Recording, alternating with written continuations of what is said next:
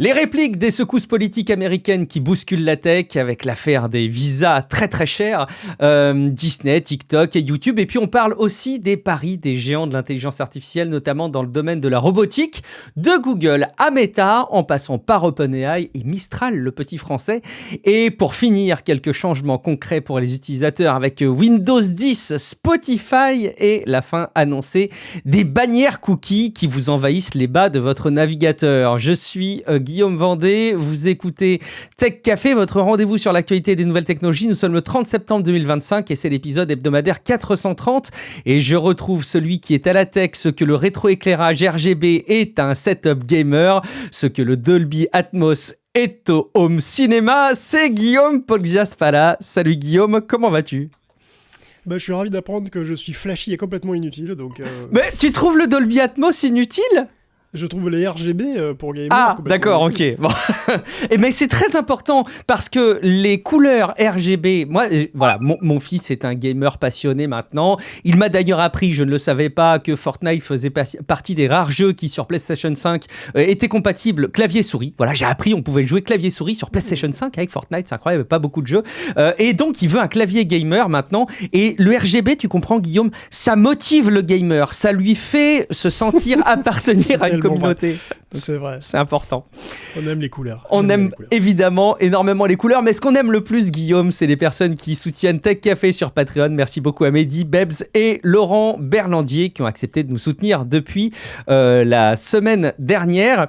Et puis voilà, on a aussi des interactions avec nos auditeurs et nos auditrices. On en a beaucoup au travers notamment du serveur Discord. Et puis, Guillaume, tu as été vigilant sur les dernières interactions sur Discord, j'ai l'impression. Oui, un petit peu. Écoute, j'ai vu que Lou a bien remarqué que j'avais dit à propos des morceaux choisis là, de vidéos que j'avais mis de Charlie Kirk. J'en relais quelques-unes sur TikTok et d'autres que j'ai chopées sur Instagram. Et alors ? Malicieusement, on me fait donc remarquer que je suis sur Instagram. Pas du tout. Je les ai trouvés avec Google et non, on ne peut pas me retrouver sur Instagram. Désolé, mais pas désolé. Sinon, Mika nous fait une remarque sur les performances en jeux vidéo des derniers A19 Pro. Donc s'ils étaient utilisés pour eux ou des cousins à eux, pour les voitures autonomes, ça pourrait faire une différence, parce que c'est vrai qu'ils sont très très efficaces, en tout cas au niveau de l'énergie qu'ils consomment. Et en fait, on verra bientôt, je pense, parce qu'NVIDIA a présenté sa plateforme Jetson Thor, donc pour l'automobile. Oui, Thor comme le dieu, voilà. C'est le pendant pour l'automobile de la génération Blackwell, qui est donc la génération actuelle, et qui est donc très probablement gravé en 4 nanomètres aussi, donc le Jetson Thor. Les A19 Pro est quant à lui gravé en N3P, donc il y a une génération au-dessus, donc c'est un processus de génération de 3 nanomètres, c'est un poil mieux, à la louche ça doit être peut-être 30% d'efficacité énergétique en plus. Mais du coup, effectivement, avec Jetson Thor, on a quand même déjà quelque chose de pas mal du tout. Et ça pourrait en plus évoluer assez vite parce que c'est traditionnel. Normalement, Nvidia n'utilise jamais les derniers processus. Ils tablent sur des améliorations de leur architecture pour faire la différence. Ils ont facilement un note de retard sur l'état de l'art. Parce que déjà, ils doivent utiliser des process adaptés aux hautes performances et pas forcément optimisés pour la consommation, comme c'est le cas des puces mobiles en plus. Mais bon, évidemment, c'est aussi moins cher, et comme ils produisent des composants qui sont en général vraiment très très gros, c'est des puces très fat, c'est toujours ça de gagner. Donc il y a une info intéressante qui a filtré il n'y a pas longtemps, c'est que ça pourrait changer dès la génération Feynman, donc celle qui a après Rubin, et Rubin c'est celle qui a après celle qui a maintenant. Nvidia utilisera le processus le plus évolué apparemment disponible chez TSMC, et donc il serait sur les rangs pour ce qu'on appelle donc le A16, et il aurait même devancé Apple. Et il se pourrait même que Nvidia soit poussé au cul par AMD en fait, tout simplement, parce que les prochaines puces AMD pour l'intelligence artificielle, tout ça, donc les MI 450, elles seraient très compétitives, et Rubin a un peu plus la pression que d'habitude. Et donc à la clé, il pourrait y avoir un saut générationnel plus important, inhabituellement important même, pour la génération d'après celle qui viendra de celle de maintenant. Mais bon, ça veut aussi dire que ça sera probablement plus cher, parce que, on peut s'en douter, déjà le 2 nanomètres qu'Apple a sécurisé, en l'occurrence pour ses puces A20, seront jusqu'à 50% plus chers à produire, il semblerait.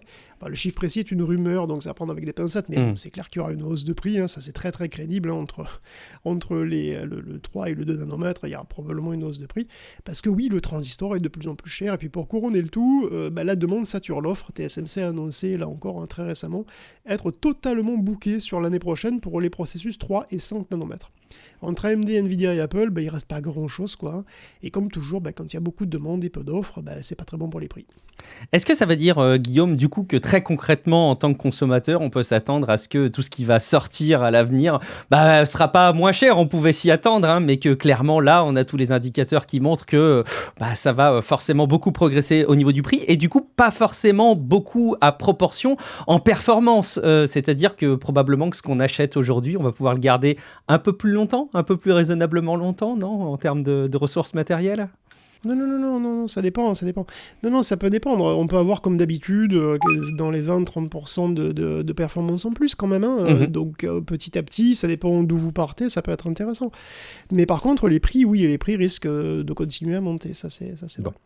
Eh ben, on va surveiller ça et puis on continuera à en parler. En attendant, sans autre forme de procès, on a plusieurs sujets qu'on a abordés la semaine dernière au sujet de la situation politique américaine et de l'impact sur la tech, qui ont une suite intéressante ces derniers jours. Évidemment, il faut que vous écoutiez les épisodes précédents pour avoir le contexte si vous ne l'avez pas déjà fait. On commence, Guillaume, par l'augmentation décidée par Donald Trump des tarifs des visas H1B. On en a parlé donc la semaine dernière, largement utilisé dans l'industrie tech pour faire venir des travailleurs étrangers sur le sol américain. Entre-temps, on a appris que ça concernerait peut-être que les nouveaux visas, c'est ça, Guillaume ?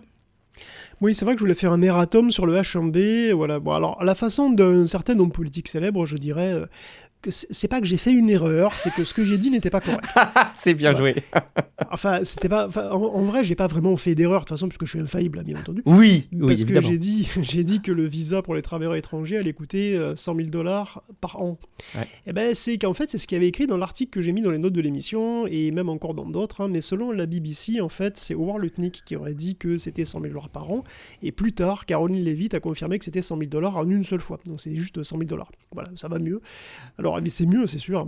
C'est vrai que ça reste quand même très cher, et ça fait beaucoup réagir. Donc il y a eu beaucoup de réactions, là, effectivement, dans la tech, parce que c'est ultra utilisé dans ce secteur-là. On avait dit Amazon, c'est le premier...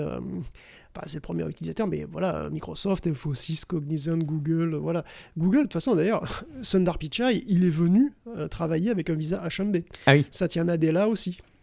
Pichai a été un étudiant puis aux États-Unis, puis il est passé en H1B comme tant d'autres quand il a commencé à travailler. Elon Musk aussi ? Elon Musk aussi, tout à fait, oui, il y a vraiment plein, quoi. Et Michael Moritz, qui est milliardaire et investisseur, appelle ça une technique d'extorsion de brut, je précise. Alors, il connaît bien le milieu, Michael, puisqu'en fait, c'est un investisseur, il a des parts un peu partout, dans PayPal, Apple, Cisco, Google, etc. Et aussi Micromania et Yahoo, mais on ne va pas le dire fort. Bon, il s'en plaint, lui, de tout ça dans le Financial Times. Et effectivement, ça pourrait coûter au secteur tech dans les 5,5 milliards par an. Il y a beaucoup de patrons de startups, surtout, en fait, qui ont été interrogés un petit peu par la presse et qui confirment que ils seraient pas venus, tout simplement, si ça avait été mis en place avant ça. Okay. Et d'ailleurs, ça va accentuer les inégalités entre les startups, justement, et les très grosses boîtes. Parce que les très grosses boîtes, on l'a dit, 5 milliards. Bon, 5 milliards, ça dépend à qui tu parles, quoi. Tu vois, si t'es Amazon, 5 milliards, oui, ou si t'es Meta, tu vois, c'est pas... À l'échelle de ces grosses boîtes, ça va aller. Et donc, effectivement, si un Google ou si un Meta veut vraiment quelqu'un, il va les payer les 100 000 balles, sans trop de problème. Mais même s'il le fera pas pour tout le monde, et qu'il va engager moins de gens probablement, mais bon, globalement, pour les top talents, il va le faire. Par contre, les startups, elles n'auront pas les moyens d'embaucher les gens qu'elles recherchent. Et souvent, si elles les recherchent comme ça, c'est qu'ils ne sont pas disponibles autrement, en fait. Donc ça aura plein d'effets en cascade, ça pourrait être très mauvais pour les États-Unis, et du coup, ça pourrait être assez bon pour le reste du monde, nous y compris. Déjà, les entreprises qui cherchent à éviter ces frais vont être poussées à se globaliser, c'est-à-dire à ouvrir des antennes ailleurs et à embaucher localement, dans d'autres pays. Donc la fuite des cerveaux sera moins un problème. La Chine, par exemple, sera ravie que ses meilleurs éléments reviennent ou ne partent carrément pas du tout. Et ça nous concerne aussi un petit peu, nous en Europe, même si, effectivement, c'est les H1B, c'est principalement l'Inde et la Chine, mais il y a aussi des bénéficiaires de tous les pays, quoi. Et donc ça pourrait finalement être pas si mal pour nous. Et pour finir, Trump pourrait encore aggraver tout ça pour eux, pour les États-Unis, en touchant au visa étudiant. Parce qu'actuellement, un visa étudiant, il est valable pour la durée des études. C'est assez logique. Et puis après, effectivement, tu passes sur un visa de travail. Alors le H1B ou un autre, parce qu'ils ont toute une collection. L'administration est en train de proposer de passer le visa étudiant à 4 ans. Ce qui est débilissime. Parce qu'une bonne partie des undergraduates, ils mettent plus de 4 ans à être diplômés, et on parle pas des doctorants, tu fais pas un doctorat en 4 ans, c'est clair, enfin en partant du lycée, quoi. Donc il y a une étude du mois d'août qui conclut que la moitié des répondants ne seraient pas venus si leur visa expirait globalement au milieu ou juste avant la fin de leurs études. C'est parce que c'est vraiment ça que ça fait, en fait. Mmh.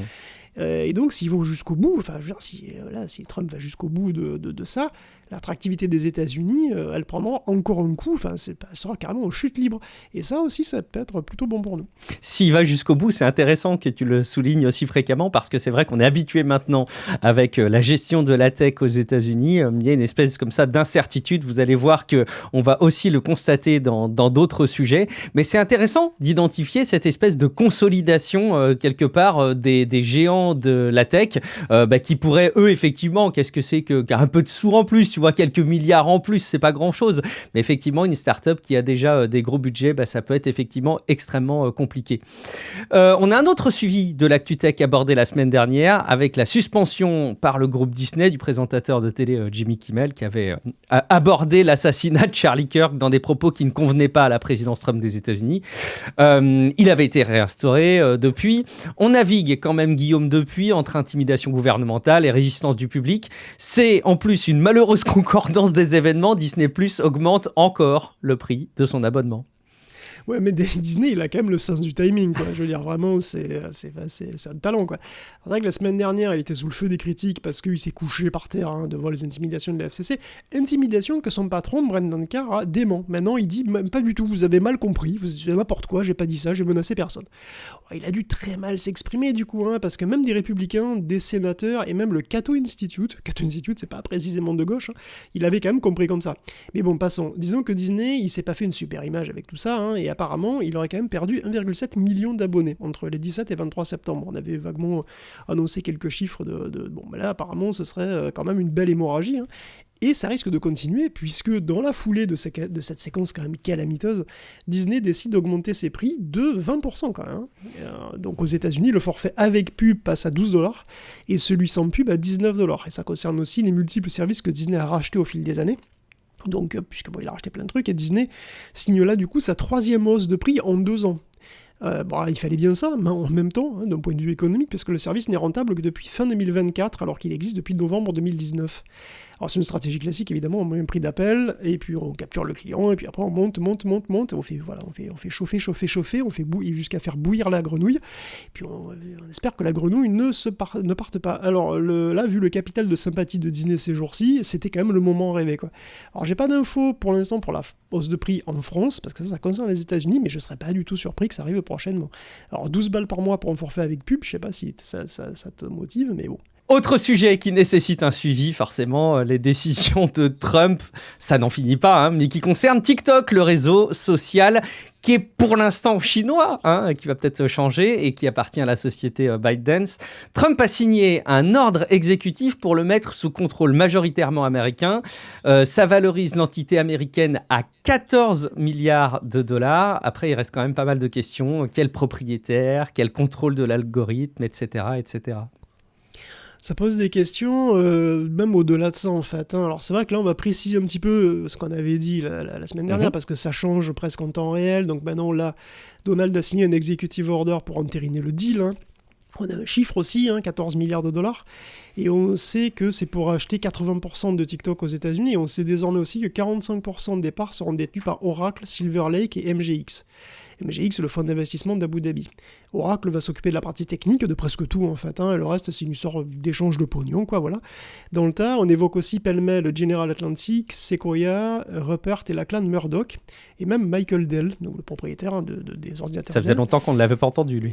C'est vrai, alors le nom de MGX, pour un deal qui était censé renforcer la souveraineté américaine, c'est vrai que c'est un peu étrange. Celui des Murdoch, qui sont aussi barons des médias, ne manqueront pas d'interroger sur les divers problèmes éthiques qu'on pourrait entrevoir si on avait vraiment l'esprit mal placé. Parce que les sièges du conseil d'administration seraient tous occupés par des Américains, sauf un, qui resterait pour ByteDance. Un autre reviendra sans doute à Larry Ellison, et probablement aussi à son fils David Ellison.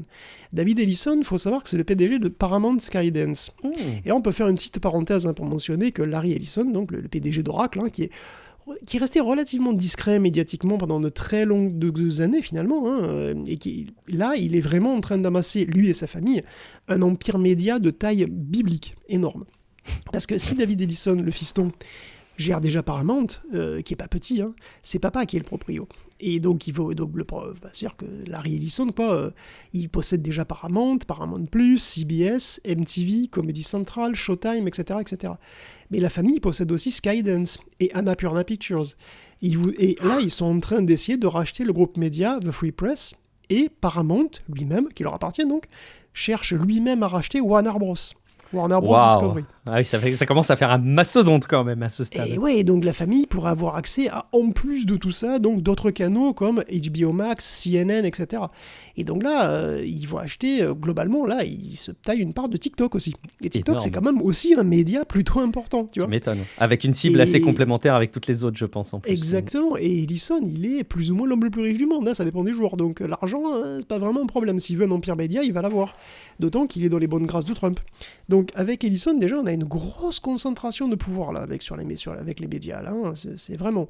Mais là, si tu rajoutes les Murdoch, ça commence à faire bizarre, parce que la famille Murdoch, c'est monstrueux, leur empire, et c'est mondial. Hein. Alors aux États-Unis, c'est Fox, c'est Dow Jones, c'est le Wall Street Journal, c'est le New York Post, etc. etc. Alors question concentration, c'est quand même assez fort, et en plus, évidemment, c'est du côté conservateur. Ellison et Murdoch, ils sont alignés sur Trump, il n'y a pas de problème. Donc il est permis de se poser des questions. Donald Trump a plaisanté que si ça tenait qu'à lui, l'algo TikTok deviendrait 100% MAGA, évidemment. Forcément. Pour le coup, il rigolait. Vraiment, là, clairement, il rigolait. Il a dit que non, tout le monde serait traité équitablement, tout ça. Ok, il rigolait, mais bon, vu les derniers événements, ce qui continue de se passer là-bas, hein, c'est quand même une blague qui renvoie un petit frisson, tu vois, qui part de la nuque, là, qui descend bien jusqu'au lobe fessier. Ça va continuer à être bizarre quand même. Alors après, évidemment, on va continuer à suivre un petit peu, parce que pour l'instant, là où je parle, c'est pas complètement finalisé. On ne sait pas avec certitude si c'est dur à dire. Xi Jinping, Xi Jinping bien joué. va vraiment vouloir. On ne sait même pas à quel point le deal est techniquement légal d'ailleurs, mais bon, manifestement, tout le monde s'en fout, donc ça y est, tant pis. Mais tu sais que ça reste vraiment la question, moi, principale quand même dans cette histoire, et je peine un petit peu à y voir clair. J'ai l'impression que tout le monde commente cette actualité comme si effectivement la Chine était plutôt d'accord. Je vois pas, encore une fois, Xi Jinping, tu vois, je me risque pas à le faire avec ta diction, Guillaume, mais je vois pas pourquoi il accepterait. En fait, il a toutes les raisons du monde. Bon, on en a déjà parlé la semaine dernière. On verra comment ça évolue. Toujours dans la lignée des sujets à rebondissement, j'allais dire, il y a plusieurs voix en interne chez Microsoft qui se sont manifestées. Bon, c'était durant ces derniers mois à plusieurs reprises, et notamment durant d'ailleurs des événements de communication de l'entreprise avec ses collaborateurs. Certains employés donc qui manifestaient leur colère vis-à-vis de Microsoft qui aurait fourni ses services de serveurs Azure à l'armée israélienne. Et plus récemment, ça a été finalement confirmé, puis des actions ont été prises, Guillaume. Ouais, vous vous souvenez certainement de ces petits soucis que Microsoft a eu avec des militants pro-palestiniens, et sans doute qu'ils avaient lancé un audit aussi, là, parce qu'à leur connaissance, ils étaient innocents. Non, il n'y avait rien du tout. En particulier, ils ne savaient pas s'ils fournissaient des services Azure qui contribuaient à l'effort de guerre israélien. Et en fait, si, Microsoft vient d'annoncer qu'ils allaient cesser de fournir des services au ministère de la Défense israélien, parce que oui, ils l'utilisaient pour des fins de surveillance, en particulier des appels téléphoniques. Sur les zones de Gaza, et je sais plus trop, en tout cas en Palestine, quoi. L'enquête avait commencé en août, sous l'impulsion d'un article du Guardian qui révélait exactement ça, que donc l'unité du renseignement israélien utilisait les services Azure, et donc pour faire son boulot, quoi, donc du renseignement. Microsoft se défend en disant qu'ils ne pouvaient pas savoir, parce que ça aurait été contraire à leur politique de confidentialité sur les données. Cela dit, des employés de Microsoft n'ont quand même pas attendu le résultat de l'enquête pour sonner l'alerte très très bruyamment, quoi. Donc bon, écoute, manifestement, ces employés avaient raison, en tout cas au moins en partie. Il y en a beaucoup qui ont été licenciés. Est-ce qu'ils vont être repris du coup ? Je pense pas. Non, je doute qu'effectivement... honnêtement, je serais à la place de Microsoft, je ne les reprendrais pas parce qu'il y aurait plus à perdre. Mais c'est intéressant quand même de voir que derrière ces manifestations qu'on aurait pu imaginer comme étant un peu parfois illuminées, tu vois, comme quoi c'est important de ne pas porter de jugement de valeur, il y avait des vraies sources d'infos. Et puis quelque part, ces lanceurs d'alerte, ils ont eu finalement gain de cause. Effectivement, c'était probablement au détriment de leur carrière chez Microsoft. On a du nouveau. Alors, pas forcément réjouissant, du côté de YouTube qui semble vouloir mener des actions pour aller dans le sens du clan MAGA aux États-Unis. C'était pas encore vraiment très présent, ils s'étaient pas beaucoup manifestés en ce sens jusque-là. Ils ont annoncé, et là ils se gênent plus, le retour de chaînes bannies pour désinformation, que ce soit pour le Covid ou dans le cadre de désinformation pour des élections. Ça craint, mais en l'occurrence, il semble quand même que tout sera pas de retour très longtemps, et notamment les chaînes d'Alex Jones et Nick Fuentes qui avaient été bannis pour des violations telles que des discours haineux. Bon, ça, c'est revenu que brièvement, c'est ça, Guillaume ? Ouais, alors c'est un sujet assez intéressant parce que du coup là ça va être un stress test pour un peu toute la tech, toutes les plateformes on va dire, et puis on peut le recouper avec un sondage intéressant de l'Arcom. Bon, c'est la mode, hein, c'est vrai, la liberté d'expression c'est important, là aux États-Unis, surtout quand ça va dans un certain sens, manifestement c'est très très important. Donc YouTube va revoir sa modération, accepter de nouveau les chaînes qui les avaient bannies. Donc là effectivement il est mentionné un focus sur le Covid et sur les élections qui vont revenir. Parce que bon, hein, évidemment, YouTube s'empresse de dire que c'est la faute à Biden, qu'ils avaient rien contre tout ça, bien sûr. Hein. Bien sûr. Et au passage, ils envoient un petit scud à notre DMA à nous, voilà. Que l'Europe, elle saoule, parce que YouTube, il est gentil, hein. Et donc, si le gouvernement, du coup, il pouvait les protéger des méchants Européens, bon. Alors, je suis taquin, mais en réalité, pour le moment, les magas sont un peu déçus, parce qu'ils s'attendaient à ce que tous les comptes reviennent tout de suite, immédiatement. Et c'est pas le cas, parce que, oui, Fuentes et Jones, ils sont deux parmi les influenceurs magas les plus controversés, dirons-nous. Ils se sont fait virer quelques heures après être revenus. Ça n'a pas traîné. La raison principale, c'est que pour le moment, les gens qui se sont déjà fait virer ne peuvent pas créer un nouveau compte, parce que ce serait trop facile. Ouais. Évidemment. Donc, alors évidemment, il va y avoir des exceptions à cette règle, parce que sinon, les comptes que j'ai cités, ils vont pas revenir non plus. Donc ce qui est intéressant, c'est qui va revenir, pourquoi, comment, déjà, Alex Jones est en train de crier à la censure, YouTube sera en guerre contre Infowars. Bon, ok, et c'est vrai que ça va être grosse pression, hein, parce que YouTube va devoir choisir jusqu'où aller à l'encontre de ses propres règles, finalement, jusqu'où risquer de perdre des utilisateurs aussi. Parce qu'il y a des utilisateurs qui pourraient ne pas se sentir assez encadrés, ou au-delà même de la réglementation selon les pays d'ailleurs. Hein. Parce qu'en réalité, la liberté totale de dire toute la merde possible, c'est pas le kiff de tout le monde. Eh ben non. Figurez-vous qu'il y a une étude assez intéressante là-dessus, en France, et qui concerne les jeunes entre 11 et 17 ans, et les réseaux sociaux. Alors c'est fait par l'Arcom, et on y note que 62% d'entre eux ont déjà menti sur leur âge pour pouvoir accéder à une plateforme en ligne. Bon, c'est pas très très étonnant, hein, et de toute façon, quasiment tout le monde utilise au moins une plateforme, que ce soit YouTube, WhatsApp, Messenger, puis évidemment TikTok et compagnie. Et leur sentiment de sécurité varie selon la plateforme. Sur WhatsApp, ça va à peu près. Okay. Sur YouTube, un peu moins. Sur X et Telegram, c'est carrément pas top.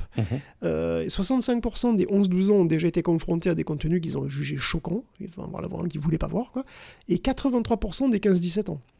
Et peut-être étonnamment, les jeunes pensent à 45% que les plateformes n'en font pas assez pour les protéger. Et ils sont encore plus à souhaiter plus d'accompagnement. Et parce qu'ils se sentent parfois incapables de s'autoréguler, ils voudraient être plus encadrés. Et voilà, ils vont être plus aidés par les services eux-mêmes pour maîtriser leur consommation. Et ça, c'est 45 et 53. Donc en gros, il y a quand même la moitié des jeunes qui veulent que des plateformes soient en fait plus policées, quoi.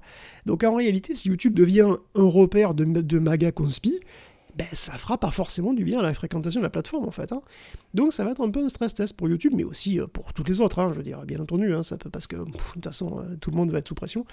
Parce que Trump, en particulier les magas, se retournent contre un peu toute la tech, finalement. Là, là c'est parti. Donc ça concerne pas juste les anciens directeurs du FBI, hein, que Donald peut pas encadrer.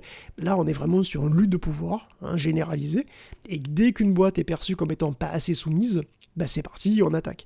Dernier exemple en date, hein, la chef des affaires internationales chez Microsoft, Lisa Monaco, Trump peut plus encadrer, il appelle à sa démission. Pourquoi ? Qu'est-ce que je veux dire Il l'aime pas. Son crime, en fait... Mais c'est exactement ça, il ne l'aime pas, parce que son crime, c'était d'avoir été elle a été l'adjointe du procureur général Merrick Garland, qui a été en charge d'une procédure contre Trump. Donc c'est encore une vendetta personnelle, comme avec James Comey. Microsoft, lui, au milieu, il n'a aucune raison de renvoyer Lisa. Alors qu'est-ce qu'ils vont faire ? Est-ce qu'ils vont le renvoyer ? Comment ils vont se justifier de la garder ou de le renvoyer ? Donc là, on voit bien qu'il y a une lutte de pouvoir qui est absolument sur tous les fronts, et ça va faire un super feuilleton. Hein. Ouais, on aura sans doute l'occasion d'avoir plein d'épisodes dans ce feuilleton. Je reviens sur l'étude que tu mentionnais. C'est marrant de voir qu'on se sent en sécurité, de moins en moins en sécurité, à mesure qu'on est dans une plateforme qui expose un volume de contenu d'un grand nombre de personnes. Je clarifie ce que je voulais préciser. WhatsApp, finalement, tu es dans un environnement un peu contrôlé dans le sens où finalement tu discutes avec des gens, allez, tu connais grosso modo, ou même s'il y a des groupes de discussion beaucoup plus larges, quand même l'essentiel de l'usage de WhatsApp, c'est plutôt contrôlé. YouTube, par exemple, tu es plutôt sur un environnement où tu vas consulter un contenu vidéo et je pense que la place des commentaires est pas si importante que ça. Par contre, dans les autres plateformes que tu as citées et qui semblent être celles dans lesquelles on se sent le moins en sécurité, finalement, ça semble être quand même les plateformes où on a le plus de masse de contenu qui sont exposées par un grand volume de gens. Est-ce que je peux péter en deux ton argument volontiers. Il est fait pour être soit abondé abondamment, soit pété avec un marteau.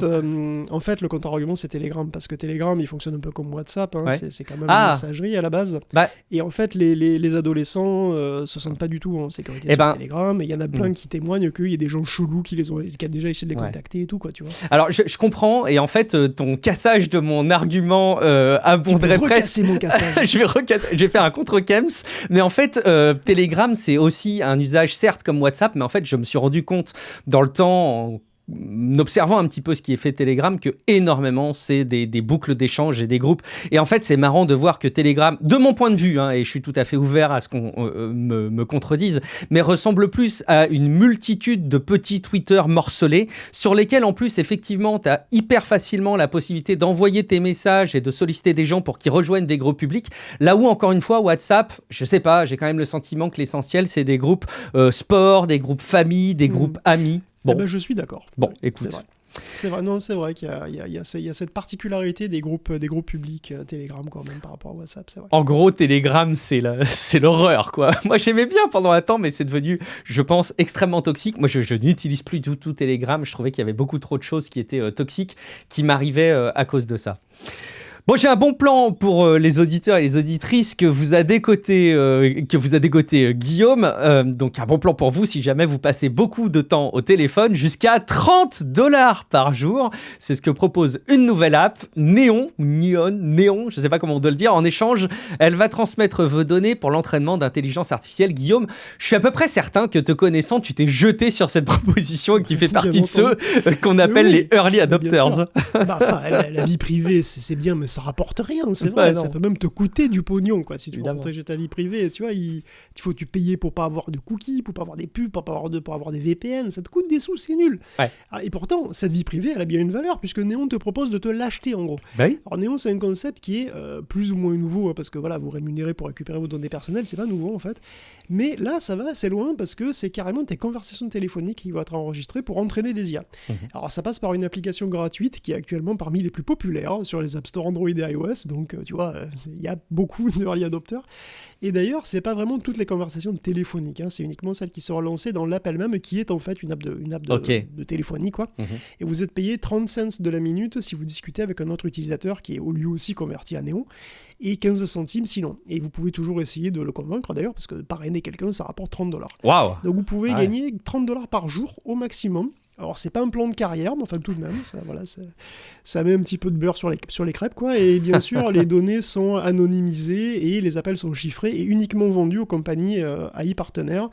Je suppose, voilà, mais bon, après comment tu vérifies comment tu vérifies qu'ils anonymisent bien aussi le contenu des conversations, parce que bien entendu, tu vas parler de ta tante Adèle, tu vas parler de gens avec les noms, je sais pas, mais bon, a priori, c'est ce qu'ils font. Curieux développement. Les boîtes IA sont complètement mortes de faim, quand même. Il faut quand même bien voir ça. Et en fait, elles cherchent partout de la donnée fraîche, et ça en est même presque inquiétant. Et si on écoute Arthur Mensch, donc, qui est président de Mistral, il dit « Au cours des 3 dernières années, nous avons réussi à compresser les connaissances humaines et à améliorer les modèles dans tous les domaines. Mais nous atteignons désormais un point de saturation. Ce qui signifie que la prochaine étape consiste à accéder à un nouveau type d'environnement. » Donc, il est en train de dire que les IA plafonnent.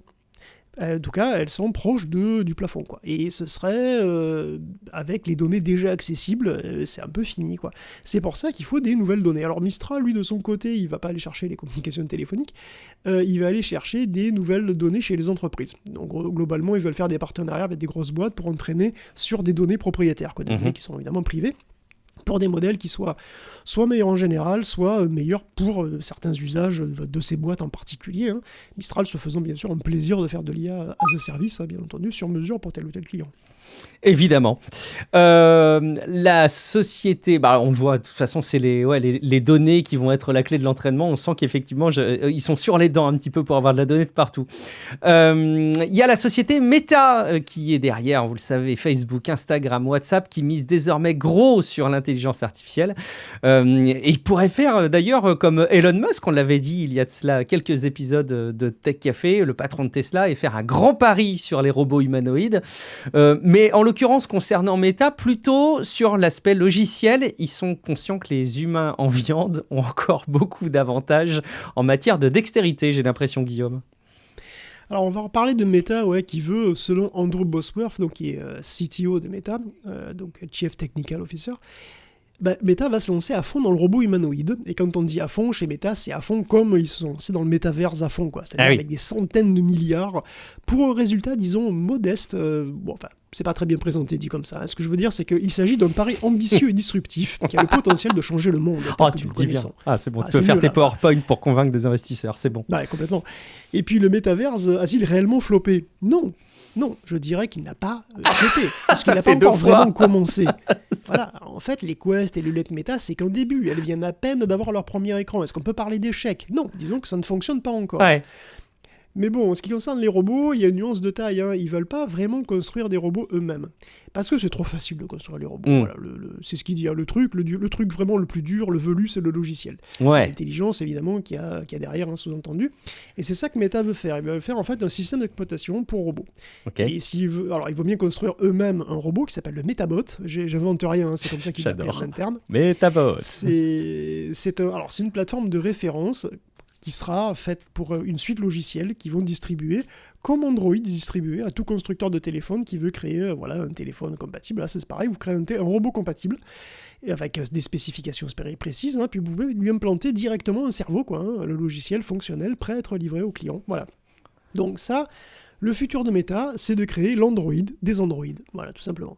Ils ont un labo de robotique, hein, quand même, évidemment, assez top niveau, avec des talents qui viennent du MIT, qui viennent aussi d'autres équipes de Meta, hein, bien entendu. Alors, le nouveau labo de super intelligence, comme il s'appelle désormais, va participer aussi pour créer des world models, hein, ces fameux modèles du monde, donc ces fameuses représentations internes d'un environnement particulier, hein, qui pourrait faire que les IA dépassent un peu plus la simple prédiction du prochain token pixel ou je ne sais quoi, qui prennent un petit peu plus de hauteur, on va dire, un peu plus de recul. On va en parler peut-être d'ailleurs un petit peu juste après avec Google qui fait une étude assez troublante avec son générateur de vidéos VO. Ouais. Mais donc ils partent aussi potentiellement sur des designs un peu plus simples. Par exemple, ils se moquent à moitié, là, Andrew, de l'Optimus. Il dit, est-ce que vraiment on a besoin de 23 degrés de liberté sur une main ? Même moi, j'ai besoin que 2 doigts. Bon, je pense qu'il fait allusion à la manière dont il tape sur son clavier. Ah oui, j'espère. Parce que c'est comme ça. Je veux pas en savoir plus, en tout cas. Je préfère bénéficier du doute. Oui, il y a tellement de choses qu'on peut faire avec 2 doigts, je veux dire. Hein. Oh, c'est sûr. En fait, paradoxalement, il a peut-être pas complètement tort, le pire, parce qu'il dit aussi qu'une énorme partie du boulot, ça va être de créer des datasets sensorimoteurs pour une immense variété de situations. Il croit pas forcément à l'approche directe tout visuel de Tesla.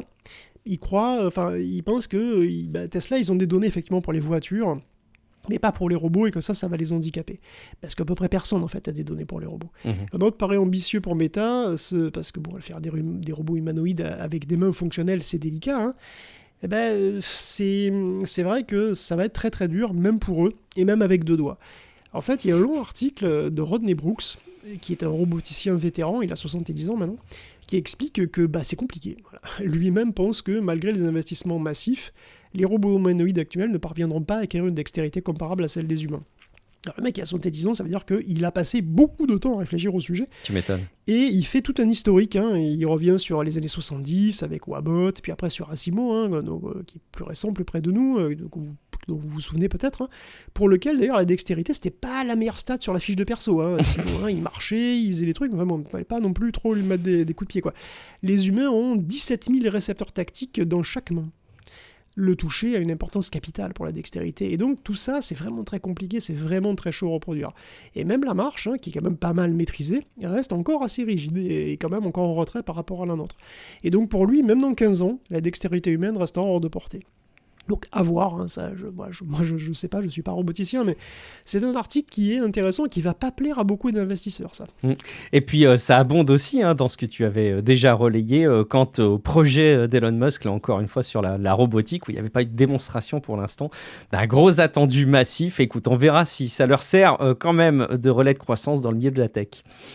Une nouvelle fonctionnalité de Gemini, l'intelligence artificielle de Google, arrive avec une voix synthétique qui franchit, j'ai l'impression, encore un cap en matière de phrasé et de proximité avec la diction humaine. Après Nano Banana, le modèle de Google qui est dédié au traitement des images dont on avait parlé et qui est vraiment bluffant lui aussi, il semble quand même bien que l'innovation rivalise avec OpenAI en matière d'intelligence artificielle. C'est basé nativement sur les sons de la voix, Guillaume, pour l'entraînement, c'est ça ? Oui, c'est ça. En fait, c'est une mise à jour omnimodale de Gemini qui devient audio natif. Donc il va parler comme GPT-4o en son temps, quoi. Il va parler de manière beaucoup plus naturelle. Donc en écoutant directement ce que tu dis et en synthétisant directement du son, ce qui fait qu'il peut avoir des émotions dans la voix, etc. Et donc, en fait, Gemini Live devient proche, quand tu discutes avec Gemini Live, ça devient très proche d'un coup de fil, d'un coup de fil normal. Vous pouvez tester ça sur AI Studio. Donc ça, c'est vrai que c'était une mise à jour intéressante cette semaine. Mais moi, ce que j'ai trouvé le plus intéressant cette semaine... Juste avant que tu enchaînes avec la suite, est-ce que ça veut dire qu'on peut abonner Gemini en parrainage sur Néon, converser avec lui et optimiser, tu penses ? Je sais pas. Oh mais, certainement. Alors le truc, c'est que peut-être ça va te coûter plus cher que 30 centimes de l'heure, je sais pas, de la minute ou je sais pas. Enfin bon, écoute. Mais oui, c'est vrai que cette semaine, il y a DeepMind, donc voilà, le labo de Google, qui a fait une étude sur VO3. Alors, il présente ça comme une étude académique, une étude, comme une étude universitaire, quoi, mais c'est pas vraiment une étude académique au sens strict, parce que les puristes me diront, et ils ont raison, que c'est un modèle fermé, VO3. Donc on contrôle rien, le papier n'est pas reproductible, et puis le jour où VO disparaît ou évolue ou change, le papier perd toute valeur, quoi. On sait plus de quoi on parle. Donc c'est vrai, mais on peut quand même se pencher sur les résultats, qui seront sans doute testés aussi sur d'autres grands modèles de génération vidéo, et il existe des open source. Leur thèse, c'est que VO3 est déjà ce qu'on pourrait appeler un modèle fondation pour la vision, comme les grands modèles de langage sont des modèles fondation pour le langage.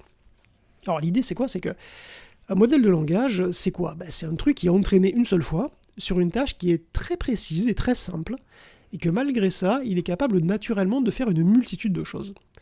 De faire des tâches linguistiques différentes. LLM, il n'a pas été entraîné pour traduire des textes. Il n'est pas entraîné non plus pour trouver des synonymes, pour faire des calculs, pour programmer, pour résumer des textes, ou pour écrire des poèmes. Mais tout ça, il peut le faire. Il suffit de lui demander, en gros. Et c'est pour ça que ce sont des modèles fondations, parce qu'ils sont généralistes, d'un point de vue linguistique. Maintenant, est-ce qu'on pourrait avoir la même chose pour la vision ? D'ailleurs, en gros, un modèle unique, mais qui serait faire plein de trucs du domaine de la vision. C'est-à-dire lire du texte, c'est-à-dire transcrire du texte, faire de la reconnaissance de texte, identifier et localiser des objets, altérer des parties de l'image, manipuler la résolution, changer l'éclairage, etc. Un modèle fondation pour tout ce qui touche à l'image, en gros. Et la réponse, c'est qu'on l'a déjà, ce modèle, et que VO3 en est un. Sous-entendu, probablement tout modèle de génération vidéo suffisamment entraîné, suffisamment évolué, parce que VO3... Certes, il sait faire une vidéo d'un cochon qui joue du piano, mais il sait faire surtout énormément de choses pas évidentes du tout, et qui visuellement peuvent même aller jusqu'à des raisonnements. Donc VO3, il est entraîné à générer des vidéos à partir de prompts et d'images. Donc vous pouvez lui donner une image, vous pouvez lui demander ce qui se passe, qu'est-ce que vous voulez qu'il se passe avec cette image, et puis ça vous fait une vidéo. Et donc on peut considérer que le contexte, c'est la vidéo, c'est l'image de départ, c'est l'image de départ. Et le prompt, ça permet de donner des instructions. Et donc, vous pouvez demander un traitement. Par exemple, sur l'image donnée, la vidéo générée va montrer le processus et l'image de fin sera le résultat. Par exemple, on en a VO3 une image de départ. Par exemple, un perroquet très pixelisé, très moche, très pixelisé. Puis on lui demande d'augmenter la résolution de l'image. Et il va le faire en vidéo. Vous allez avoir une animation où le perroquet va devenir moins pixelisé. Pareil pour enlever le flou, pour détecter des bords, segmenter l'image. Il va pouvoir isoler le perroquet de la forêt. Il peut augmenter la luminosité d'une scène, il peut aller beaucoup plus loin. Un VO peut enlever l'arrière-plan de la scène, tu laisses que le perroquet sur fond blanc. Il peut combler des trous que vous faites dans la vidéo, dans l'image. Il peut changer le style de la scène, il peut refaire la composition, il peut manipuler du texte. Il peut faire de la retouche d'image en fait. Vous pouvez même mettre au feutre ce que vous voulez qu'il fasse. Hein. En gros, je sais pas, tu mets un bonnet au perroquet comme ça, viteuf, tu le traces au feutre, et puis il met un bonnet sur le perroquet, un beau. VO3, en fait, il est aussi puissant que Nano Banana. Mais il va encore plus loin, parce qu'il peut imaginer des poses différentes pour les scènes, pour les sujets, il peut reproduire des phénomènes physiques, comme des trucs qui tombent, des trucs qui flottent. Et encore plus étonnant, il peut faire des sortes de raisonnements. Si vous lui montrez un graphe, voilà, ou une image de graphe, quoi, voilà, avec des nœuds comme ça qui sont reliés entre eux, et vous peignez un de ces nœuds en bleu, et vous lui demandez de propager le bleu, et ben il va propager le bleu dans tout le graphe progressivement. En fait, il va traverser le graphe.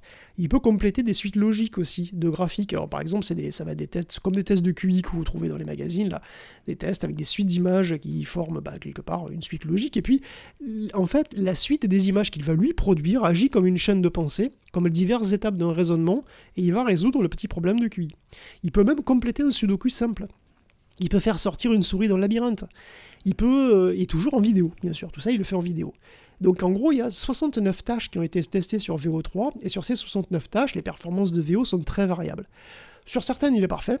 Sur d'autres, il a beaucoup plus de mal, évidemment. Et puis sur certaines, il est juste moyen, quoi. Il y arrive des fois, et des fois, il n'y arrive pas. Il a, en fait, pour reproduire des phénomènes optiques, pour combler les blancs, pour segmenter tout ça, il est très très bon. En perception, il est très très bon. En modélisation, il est très bon. En raisonnement, il est beaucoup moins bon. Mais quand même, il n'est pas complètement nul. Et donc, c'est comme un LLM, hein, il a une foule d'aptitudes différentes pour lesquelles il n'a pas été explicitement entraîné et pour lesquelles il a un niveau de compétence qui est variable, et c'est vrai pour les LLM aussi. Hein. Donc VO3 mériterait le qualificatif de modèle fondation pour la vision. Et comme ça, on peut dire que du coup, c'est quand même pas mal, parce que le LLM, le grand modèle de langage, ça a été un changement de paradigme pour la linguistique. Les modèles de génération vidéo pourraient devenir aussi des changements de paradigme pour le domaine visuel. Du coup, possèdent-ils une représentation interne? Sont-ils des world models? C'est pas impossible, vu les capacités intuitives dans le champ visuel qu'ils ont l'air de développer. C'est vraiment intéressant, et d'ailleurs, c'est des choses qui seraient aussi très utiles à un robot. C'est fascinant parce qu'en plus, ça paraît presque plus logique, je ne sais pas comment le dire, mais qu'un modèle comme ça, basé sur l'image, la captation de la vision, arrive à avoir une espèce de compréhension du monde, me semble beaucoup plus logique, effectivement, que les capacités émergentes qu'ont les LLM plus traditionnels qu'on a eu l'habitude d'observer maintenant. Donc, je trouve ça rigolo. Écoute, c'est top. Il faut évidemment aller voir le document d'études. Vous allez voir, les petites vidéos sont très parlantes et feront un bon rebond par rapport à ce qu'explique Guillaume. Tu parlais de DeepMind, justement on a Google, alors là ça va faire écho à ce que tu expliquais sur Meta, Google qui, comme Meta, pense qu'il y a un avenir dans la robotique. En tout cas, donc sa filiale DeepMind, qui a publié l'étude dont tu viens de parler, dédiée à la recherche, a dévoilé 2 modèles d'intelligence artificielle dont la promesse est simple: rendre les robots plus polyvalents. Est-ce que le robot qui fera notre lessive, étendra et repassera le linge arrive bientôt, Guillaume? Elle est là, la vraie question. Et oui, c'est une news qui va vous terrifier. Alors, pas forcément tout de suite, mais vous allez voir. Et oui, Google fait aussi des recherches en robotique. Bien entendu, on parle régulièrement de Gemini Robotics. Gemini Robotics, c'est un Vision Language Action, un VLA. Donc en fait, il étend le concept de modèle de langage multimodal, hein, donc modèle qui voit des choses, au robot. Donc c'est un modèle alors c'est un modèle unique déjà, qui peut s'adapter à différentes morphologies de robots. Il est fondationnel, hein, lui aussi. Et puis il peut aussi produire des actions, c'est-à-dire qu'on lui donne des instructions en texte et un contexte visuel et moteur, et lui il va produire des actions pour modifier ce contexte visuel sensorimoteur, quoi. Et bon, vous n'avez pas pu rater que dernièrement la mode, c'est aussi les IA qui réfléchissent, quoi, qui raisonnent, hein, entre guillemets, avec des très très longues chaînes d'idées. Et donc c'est le concept que Google a emprunté pour créer Gemini Robotics ER, qui vient de sortir en version 1.5 et qui est aussi bon que GPT-5, mais qui pilote des robots. Donc c'est comme si GPT-5 pilotait des robots, plus ou moins. Alors vous me direz, c'est cool, hein, les robots intelligents, c'est sympa, ça avance, tout ça. Donc ils vont pouvoir faire ma lessive, c'est super. Oui, c'est vrai, mais après j'ai aussi une autre info qui est assez rigolote, c'est des chercheurs en cybersécurité qui ont trouvé une faille dans les robots Unitree. Aïe, aïe, aïe. Une faille qui permet très facilement de prendre le contrôle des robots. Alors, le robot Unitree, c'est des Chinois, ils font des robots chiens qui ressemblent énormément aux robots de Boston Dynamics. Et ils font aussi des robots humanoïdes. Ils pourraient en faire même des robots humanoïdes très évolués, hein, et qui sont vraiment pas très chers. Donc votre robot chien ou votre domestique humanoïde peut être hacké à distance et quelqu'un peut en prendre le contrôle. Donc il peut lui ordonner de vous poignarder ou juste se contenter de vous espionner par les caméras ou de fouiller tes affaires dans tes placards avec ses mains robotiques. En l'occurrence, la faille vient d'une vulnérabilité dans la connexion Bluetooth et elle est facile à utiliser pour implanter un malware qui lui-même peut se propager. Donc ça veut dire qu'un robot hacké, un robot malade, qui est un robot hacké par un malware, peut le filer à ses collègues quand il passe à côté, par Bluetooth. Même s'il ne les voit pas, par Bluetooth, à quelques mètres, quelques dizaines de mètres, même à travers les murs, il peut infecter d'autres robots. Et exactement comme nous, en fait, quand on est malade, on peut infecter d'autres personnes, et un robot peut infecter d'autres robots. Donc c'est une maladie, potentiellement, on a la première maladie contagieuse pour les robots. Le premier rhume de robot, mais qui a quand même de lourdes conséquences, quand même. Et ça, c'est un peu le cauchemar quand même, parce que imagine le hacker qui prend le contrôle d'un robot avec un malware contagieux. Bon, le malware, il dit rien, il fait rien, il reste là tranquille, mais il se propage. Comme c'est un ver, ni plus ni moins, mais c'est un ver pour robot. Il se propage et donc tu crées, au fur et à mesure que le robot se déplace et croise des collègues, tu crées un botnet. Mais un botnet avec des pattes, un botnet avec des bras et des jambes, un botnet qui est une véritable armée de robots humanoïdes qui ne cesse de grandir comme ça au fur et à mesure que les robots se rencontrent. Imagine dans une usine. Un robot est contaminé, ça se propage dans toute l'usine elle tombe sous le contrôle du pirate immédiatement. C'est tous les robots d'un quartier, si on peut imaginer un futur comme on en a dans certains jeux vidéo ou certains films de science-fiction, dans Rick et Morty. Où des robots, tout le monde a des robots chiens, des robots domestiques. Tu peux infecter tout un quartier avec ce truc comme ça, et tu peux prendre tu peux prendre possession de tous les robots, et c'est un véritable film de science-fiction qui devient réalité avec ce problème. Alors c'est une vulnérabilité qui n'a pas encore été patchée. D'ailleurs, c'est pas la seule des robots Unitree. Unitree n'a pas l'air de trop se prendre la tête avec la sécurité pour le moment. Alors c'est vrai que pour le moment, les robots courent pas les rues, donc ce scénario-là, voilà. Mais dans 10 ans, mais dans 20 ans, vous avez une toute nouvelle source de problèmes potentiellement très sérieux. C'est que, comme les ordinateurs, les robots peuvent avoir des vers, des malwares, des virus qui se propagent, mais eux, la différence, c'est qu'ils bougent, et qu'ils se rencontrent entre eux, qu'ils communiquent entre eux, et qu'ils peuvent aller à l'autre bout de la ville, peut-être. Et ça, c'est un nouveau type de problème. Effectivement, un problème, si jamais en plus c'est un problème aussi lourd qui est amené parce qu'on a juste envie de confier notre tâche de repassage, c'est pas forcément rassurant. Est-ce que vous repassez chez toi, Guillaume ? Est-ce que vous repassez des vêtements ? Très très peu, un petit peu, même très très peu. Moi, je repasse plus du tout.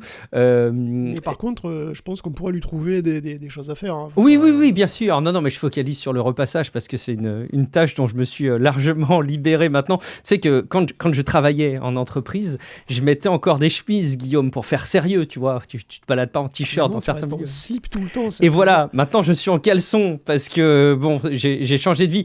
J'avais quand même trouvé des chemises non-iron, comme on dit, qui nécessitent pas de repassage. En tout cas, maintenant, la chemise, c'est fini. Bon, c'est l'opportunité pour moi, évidemment, de transmettre quelques infos à mon sujet, parce que, effectivement, si vous le saviez pas, depuis le début de l'année 2025, j'ai démissionné.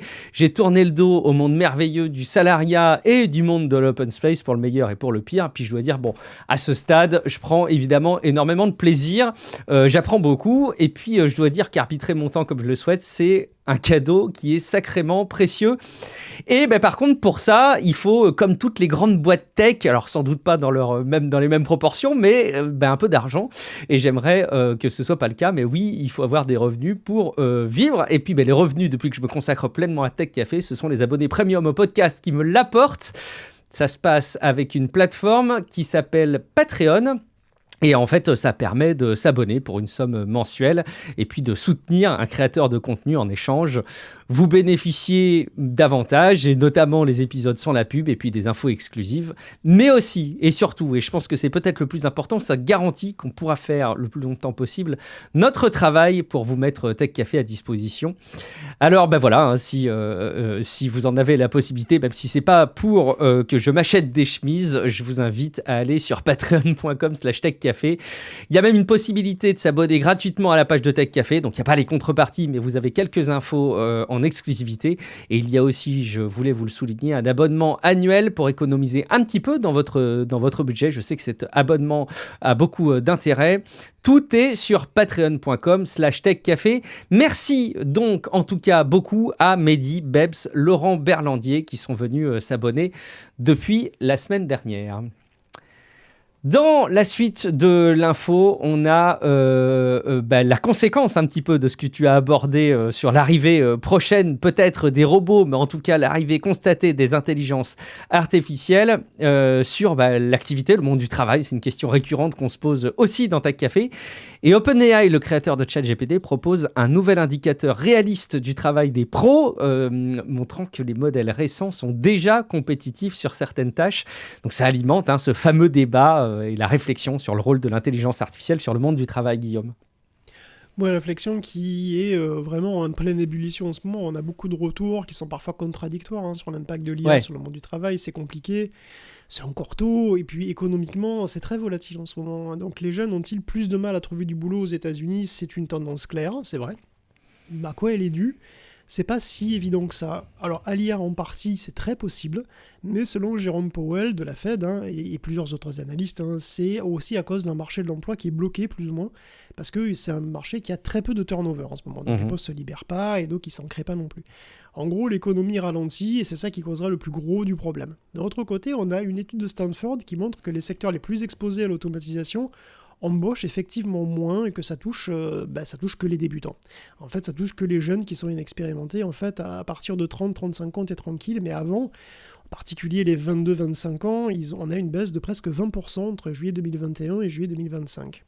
Donc l'IA aurait quand même un impact net et assez paradoxal qui montre quand même un manque de vision à long terme assez clair des entreprises, parce que les entreprises peuvent se passer plus facilement des jeunes inexpérimentés sur les tâches plus simples. Mais si on n'embauche plus que des gens expérimentés, qui sera expérimenté demain? Eh oui, et puis tu peux les expérimentés ils seront partis en retraite et que tu n'auras plus embauché de jeunes à former.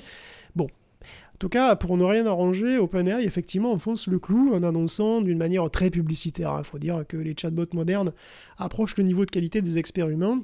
Alors, ils sont fair play, ils testent aussi les concurrents, et ils trouvent d'ailleurs que Claude Opus surpasse GPT-5 sur leur propre benchmark. C'est fair play. Voilà, fair play, c'est vrai. Après, c'est plus compliqué que ça aussi quand même, parce que quelles tâches finalement, ça regroupe pas un nombre aussi énorme de tâches que ça. OpenAI met en place un nouveau set de tests de performance, un nouveau benchmark, qui est constitué de tâches réelles, c'est vrai, qu'on demande à un humain en général en entreprise. Ils se sont intéressés à 44 postes dans 9 secteurs différents pour 220 tâches. Les emplois en question ont tous bien sûr une très forte composante numérique, évidemment, ça doit être fait sur un PC quoi, mais les secteurs aussi ont un gros impact économique. C'est le choix de prendre des trucs à fort impact économique. Alors, il y a l'assurance, l'immobilier, la santé, la vente, la finance, etc. Bon, ok. Concrètement, ça va revenir à produire soit un document Word, soit un PowerPoint, soit un PDF, soit un Excel, très très rapidement. Et c'est là qu'on se rend compte que Claude est d'ailleurs pas si bon que ça en texte brut. Par contre, il déchire sur PowerPoint. Le mec, il sait faire des PowerPoint magnifiques. Ah ben incroyable ça. Sachez-le. Ça, c'est bon par exemple, une tâche typique, ça va être de produire un rapport financier à partir de données, un projet d'investissement pour bullshit un banquier, un pré-diagnostic pour un patient, une brochure pour un agent immobilier, pour vendre un truc. Pour bullshiter des clients. Pour créer un visuel pour une campagne de pub, pour bullshiter des clients, effectivement. Faire un plan de table, ça, un plan de table, je pense que c'est le plus compliqué. Alors c'est très compliqué, non, mais... Et puis surtout, quand tu dis c'est pas moi, c'est l'IA qui l'a fait, ça t'enlève un nombre de problèmes. Ouais, c'est exactement ça. Alors, c'est des tâches qui peuvent être très longues, en fait. Notez bien que ça peut prendre jusqu'à 7 heures à des humains de faire certaines de ces tâches. Un plan de table? Ça m'étonne pas. Un plan de table, c'est 45 heures. Apparemment, le temps gagné en utilisant un modèle en utilisant une IA, devient rentable quand on utilise un modèle qui est très puissant. C'est assez logique. Si tu prends un modèle qui est un peu trop con, tu vas passer trop de temps à le corriger ou à refaire les trucs. C'est contre-productif. Par contre, si tu prends un GPT-5 ou O3, il y a un gain de temps net parce qu'en moyenne, tu as un truc correct du premier coup. Ça tombe bien, c'est bon pour leurs affaires, ça. Ça tombe très très bien, n'est-ce pas, pour une étude OpenAI. Et alors, est-ce que c'est l'apocalypse de l'emploi? Alors, pas encore tout à fait quand même, parce que donc ce benchmark qui s'appelle GDP Evil, GDP pour PIB en fait, Gross Domestic Product, Donc c'est l'équivalent du PIB. Donc GDP Eval ne concerne que les secteurs qui contribuent d'au moins 5% au PIB. Et dans ces secteurs-là, ils ont choisi les emplois les plus lucratifs. Et ceux aussi qui sont les plus numériques, c'est-à-dire sur lesquels on passe le plus de temps sur un PC. Donc rien que tout ça, c'est quand même assez restrictif. Donc ça ne concerne vraiment pas du tout tous les emplois, loin de là. Même dans les corps comme dans les secteurs, dans les corps d'emploi sélectionnés. Ça ne concerne pas non plus toutes les tâches, d'ailleurs, bien entendu. Parce qu'il y a des tâches que tu fais, je sais pas, t'es radiologue, tu fais des tâches sur ordinateur, puis tu fais des tâches aussi pas sur ordinateur, évidemment. Donc une autre limitation, c'est que toutes les tâches sont des one-shots, c'est-à-dire je te donne du boulot à faire, à l'IA, hein, et tu le fais et c'est tout. Il n'y a pas de dialogue ou d'aller-retour, alors que la plupart du temps, c'est comme ça que tu fais. Hein, tu dialogues avec un chatbot comme un collègue, quoi. Par contre, il y a une grosse limitation à cette étude, c'est qu'elle ne prend pas en compte les erreurs catastrophiques. Et ça, pourtant, c'est crucial. Parce qu'une erreur catastrophique... Ça peut te rajouter du temps. Ça peut te rallonger du temps. Évidemment, une erreur catastrophique, c'est un truc qui peut anéantir des jours de travail, voire ruiner une compagnie. Imagine les conséquences sur le plan de table. Si jamais tu mets mémé à côté de beau papa ou je sais pas quoi, c'est un peu l'idée. Mais non, mais bien entendu, c'est le truc catastrophique, c'est tu insultes un gros client, tu fais foirer un contrat... Tu effaces une base de données client cruciale, comme c'est arrivé, n'est-ce pas ? On en avait parlé. Avec cette IA de Replit, un truc qu'on avait relayé. Une erreur catastrophique, c'est une erreur qui a un coût disproportionné quand ça arrive. Et durant le test, GPT-5, qui est même le plus fort, un des plus forts, après Opus, GPT-5, si on regarde les chiffres, il est meilleur qu'un humain 22,9% du temps. Ça, c'est et c'est jugé par des humains, c'est jugé par des experts humains. J'allais dire une fois sur 5 schématiquement. À peu près, oui, voilà, une fois sur 3, 5, 4, 5. 4, ouais. Il est acceptable, mais bof, 47,7% du temps. Il est carrément mauvais, 26,7% du temps. Et il est catastrophique, 2,7% du temps. Là, ça fait beaucoup, finalement. Et ça, c'est pas bien, parce que vu les coûts catastrophiques, des erreurs catastrophiques, il y aurait probablement eu des faillites, en fait, dans la vraie vie, au cours de ce test. Ou tout au moins un bénéfice net qui serait en nette baisse, et qui, peut-être, disons, relativiserait l'intérêt d'utiliser des IA, quoi. Donc, et mine de rien, je pense que c'est une des plus grandes faiblesses de ce test, en fait. Il ne faut pas oublier qu'il y a 10 ans, Geoffrey Hinton lui-même disait qu'on n'aurait plus besoin de radiologues, parce qu'on avait des IA qui étaient fortes pour analyser les radios. Non, mais en fait, si, on a toujours des radiologues, et heureusement, et en fait, ces radiologues, ils sont là parce que les IA font des erreurs quand même sur les cas limites. Parfois, ils font des erreurs juste débiles, et ça, on ne veut pas, quoi. C'est trop crucial. Évidemment. On continue toujours dans les questions récurrentes sur l'intelligence artificielle et puis après la question de l'apocalypse ou pas de l'emploi. Une question peut-être encore plus fondamentale continue de se poser. On ne se demande même plus s'il y a une bulle ou pas, mais plutôt quelle est sa taille. Est-ce que ça ferait si elle éclatait, Guillaume ? Et alors l'IA est une bulle, puisque même Sam Altman le dit, on le sait, mais à quel point ? À quel point elle est grosse, cette bulle ? Il semblerait qu'elle soit vraiment très très grosse, c'est Bubblezilla, quoi, et que quand elle éclatera, ça pourra avoir des proportions apocalyptiques. Alors, no stress, je dis ça juste en passant. Il y a conjointement un article de The Atlantic et un rapport de la Deutsche Bank qui vont dans ce sens, puisqu'en substance, ils disent que la bulle de l'IA, c'est elle qui tire à bout de bras toute l'économie américaine, et qui camoufle une récession qui devrait déjà avoir lieu, ou qui devrait avoir lieu d'ici peu. C'est Georges Saravelos, pas Georges Soros, ça tout va bien, montre graphique à l'appui que la croissance du PIB américain n'est due qu'aux incroyables investissements faits par le secteur tech, qui, pour éviter la récession, doivent rester toujours aussi hauts, voire augmenter dans l'avenir, ce qui est très peu probable. La moitié des gains capturés par l'indicateur S&P 500 l'ont été par des valeurs tech dont les investisseurs sont surexposés au secteur de l'IA en particulier. C'est lui qui le dit, c'est pas mes mots, parce que je parle rarement moi-même spontanément de l'indice S&P, ou de Bain & Co d'ailleurs, qui assure par ailleurs qu'en 2030, l'IA devrait rapporter 2000 milliards de dollars, sinon elle ne pourra pas continuer à s'autofinancer. Donc, petit peu de pression quand même. Or, les études sur les impacts positifs de l'IA et sur la productivité ne sont pas vraiment si spectaculaires, en fait. Alors oui, il y a peut-être des améliorations, mais est-ce que ça vaudra 2000 milliards ? Je ne suis pas complètement clair. Et parfois, il y a même recul de la productivité. Il y a une étude de Meter sur les développeurs qui montre, par exemple, qu'ils seraient 20% plus longs avec les outils. C'est très difficile à avoir, quoi, en fait. Donc, il y a quand même pas mal de raisons de penser que l'impact de l'IA pourrait ne pas être aussi flamboyant qu'espéré. Et donc, il n'y a pas vraiment de raison réelle à ce que le marché soit aussi délirant. D'autant qu'on commence quand même à voir des trucs qui vraiment poussent à se poser des questions, comme Nvidia qui veut investir 100 milliards de dollars dans OpenAI. Tu l'avais mentionné la dernière fois, il me semble. Qu'est-ce que ça veut dire? Ça veut dire... parce que Nvidia va investir 100 milliards de dollars dans OpenAI qui va acheter des puces Nvidia. C'est un peu le serpent qui se mord la queue, cette histoire. Nvidia finance la demande de ses propres puces pour maintenir les prix du marché. Ça sent le pump and dump un peu quand même. Hein. Ça sent un peu pareil. Et là, on commence à avoir aussi des acteurs qui s'endettent. Il y a CoreWeave, par exemple, hein, qui veut se positionner absolument comme le fournisseur de GPU numéro 1. Il a des finances très très créatives, CoreWeave. Hein. Et même si on reparle du très médiatique contrat à 300 milliards de dollars entre OpenAI et Oracle, en fait, c'est pas si simple, hein, parce que Oracle, certes, il va devoir fournir de la capacité à OpenAI, il va vendre la capacité à OpenAI, mais donc là, il va devoir la créer, cette capacité, il va falloir qu'il se dimensionne avant d'être payé par OpenAI. Et pour ça, il va emprunter. Il va emprunter beaucoup pour pouvoir accroître ses capacités. Il va emprunter dans les 25 milliards de dollars pendant 4 ans.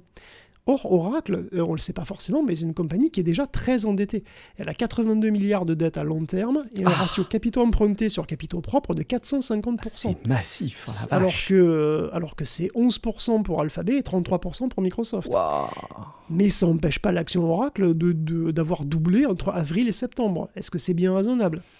Sans compter qu'ensuite, c'est OpenAI qui va lui acheter ses capacités pour qu'il puisse rembourser ce prêt. Ah la vache, c'est consanguin. OpenAI va racheter ça avec de l'argent qu'il a pris aux investisseurs et qu'il aura ou pas selon le contexte économique et combien il peut vendre d'abonnements, quoi, globalement. Et quand on voit le cash qu'il est en train de brûler chaque mois, c'est pas complètement évident que ça se passe bien. Donc là, on passe d'investissements monstrueux et pas forcément fructueux par des gens pétés de thunes, comme, voilà, je sais pas, Meta, Microsoft, qui a de toute façon énormément de trésorerie, ok, à des investissements monstrueux et pas forcément fructueux, faits par des gens qui empruntent pour faire ces trucs-là. Et ça rajoute encore une couche de merdier potentiel, quand même. Bon, le panorama n'est pas forcément très réjouissant dans cette observation de l'avancée de l'intelligence artificielle. On va continuer à le couvrir sous tous ses angles et puis on va se projeter un petit peu. Est-ce qu'on va voir arriver des nouvelles stars sans viande, des stars avec de l'intelligence artificielle pure et dure, en tout cas en matière de musique? Spotify, bon, fait le ménage. Des esprits sarcastiques diraient même Spotify fait enfin le ménage. Purée, pas trop tôt, Guillaume, hein? Oui, parce que, alors, effectivement, en attendant que la bulle éclate un jour, hein, l'IA change quand même pas mal de trucs pour les artistes dans un peu tous les domaines. On avait parlé du problème que ça représentait pour les musiciens dans Spotify. C'est vrai qu'ils commencent à faire un petit peu de ménage. Les ménages, en fait, concernent 3 grands domaines. Hein, donc, c'est contre les impostures, donc les voix clonées, les usurpations de comptes, tout ça. Ils auront un filtre anti-spam plus efficace, ils veulent repérer les posts massifs de morceaux IA, ils veulent aussi repérer les morceaux qui sont vraiment faits pour abuser le système, quoi, hein, des morceaux très très courts, tout ce qui tente d'abuser l'algo. Et enfin, il y aura plus de transparence sur ce qui est synthétique ou pas. Donc ils veulent travailler avec le DDEX, qui gère le DDEX, qui gère des sortes de DRM un petit peu pour avoir des crédits en fait uniformisés, les crédits musicaux qui seront interopérables. Et donc, ils ont déjà viré 75 millions de pistes ces 12 derniers mois. Ça fait beaucoup. Bon. Oui, mais enfin, c'est beaucoup moins que ce qu'ils feront l'année prochaine, hein, de toute façon. Ouais, je rappelle que Suno vient de sortir sa V5. Suno qui, d'ailleurs, crée de la nouveauté côté business musical. On a un contrat signé entre une maison de disques et un producteur de musique synthétique qui s'appelle Nicky Jones et qui est derrière Xania Monet. Xania Monet qui n'existe pas. Et c'est quand même un contrat à 3 millions de dollars. Et c'est quand même assez fou. Alors, j'ai écouté vaguement Xania Monet. C'est franchement pas mal, en fait. Alors, je suis pas très connaisseur. C'est du R&B. Je suis pas très connaisseur du R&B. Mais clairement, si je savais pas que c'était synthétique, je l'aurais absolument pas deviné. Vraiment. Hein. Ouais. Et d'ailleurs, Xania a du succès. Hein. Elle a plus d'1 million de streams. Les paroles sont composées par Nicky Jones, donc. Tout le reste, aussi bien l'apparence que la musique, tout est synthétique. Et on sait qu'on ne peut pas protéger par copyright des productions génératives. Et du coup, quel droit a acheté l'agence, qui s'appelle Hollywood Media? Ouais, c'est intéressant ça. Pourquoi elle a acheté, qu'est-ce qu'elle a acheté pour ces 3 millions?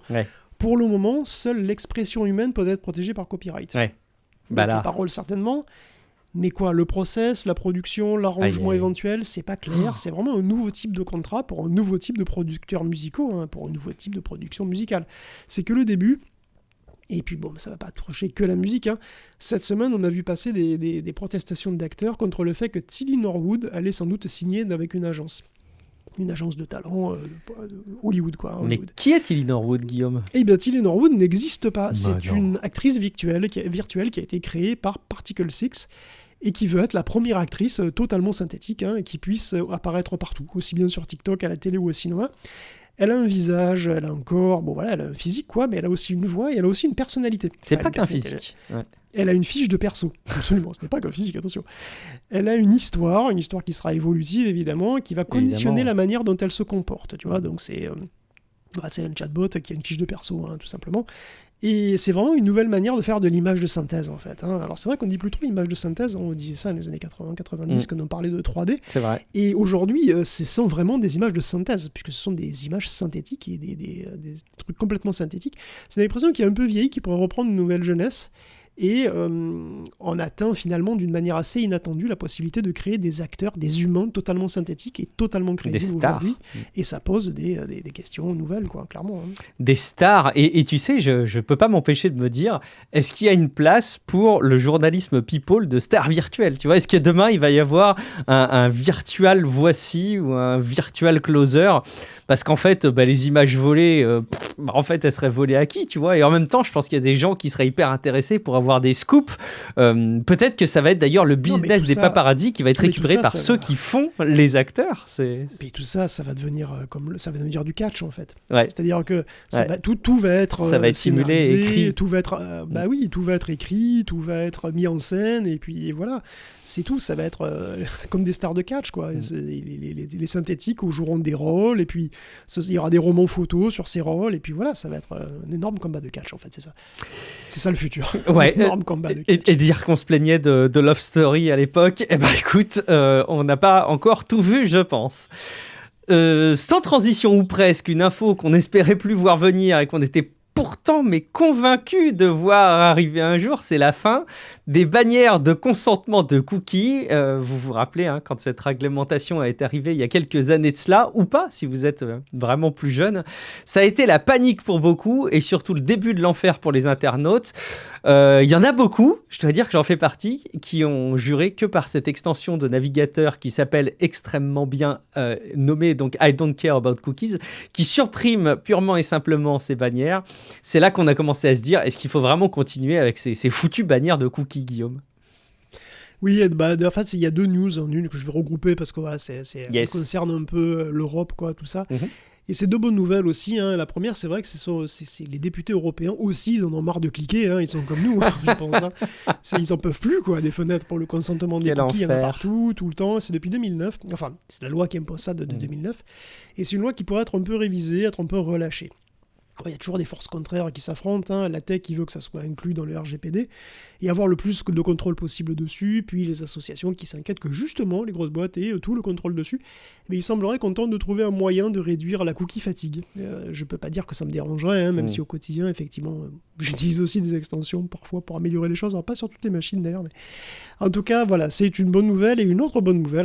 Excuse-moi, il y a une des discussions qui est faite à ce sujet, qui serait de demander à remonter ce consentement au niveau du navigateur pour que tu fasses le choix, le choix une fois dans ton navigateur. C'est de regrouper. J'avoue que ça aurait du sens. C'est de regrouper, en fait, tu fais des choix par défaut, quoi, qui sont regroupés pour tous les sites, et ce serait beaucoup plus malin, c'est certain. Effectivement.